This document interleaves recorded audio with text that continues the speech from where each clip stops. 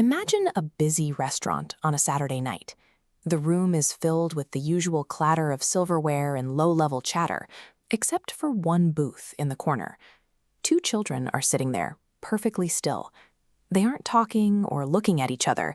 Their focus is entirely consumed by the glow of the smartphones in their hands. Across from them, the parents eat in equal silence. Despite being physically present at the same table, the four of them are effectively alone, separated by individual digital walls. This specific kind of silence indicates a shift in the family dynamic.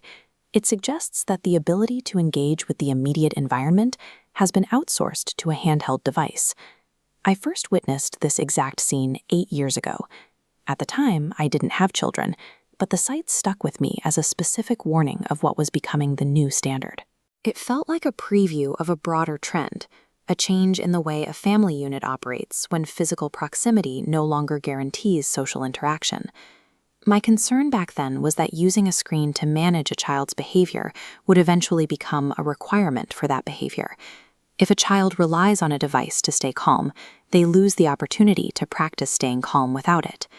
These interfaces are built to capture and hold focus.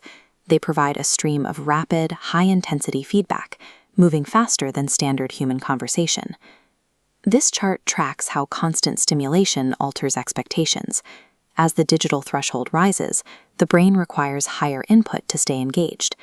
This expanding gap, the connection deficit, shows where analog life cannot keep up. The dinner table feels entirely understimulating. The silence we see in restaurants is the logical result of this process. It's the endpoint of a system that habitually replaces human presence with an electronic substitute.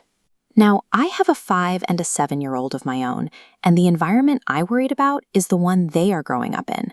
From the start, we set a clear boundary. We don't bring phones to the table. In 8 years, we haven't used a screen as a tool to get through a meal. We decided that the most effective way to foster connection was to prioritize eye contact over the convenience of a screen. This requires a deliberate, daily effort to provide an alternative engagement model, ensuring the children have something to focus on other than a device. In child development, direct parental attention acts as a primary biological driver. It is a potent form of engagement that a screen can mimic but never fully replicate. The key is the order of operations. When a child receives consistent, high-quality attention early on, they establish a social foundation before the habit of digital distraction can settle in. We see two different paths. On the left, boredom solved by a device leads to passive silence.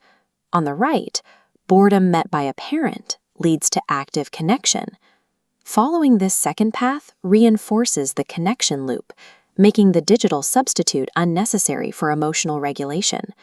Because we prioritized this interaction during their early years, our children haven't developed a reflexive need for a screen to fill every quiet moment. Consistently providing that presence changes what a child expects from their environment. It demonstrates that while a screen is an easy distraction, human connection is a more durable source of engagement, provided we are willing to offer it first.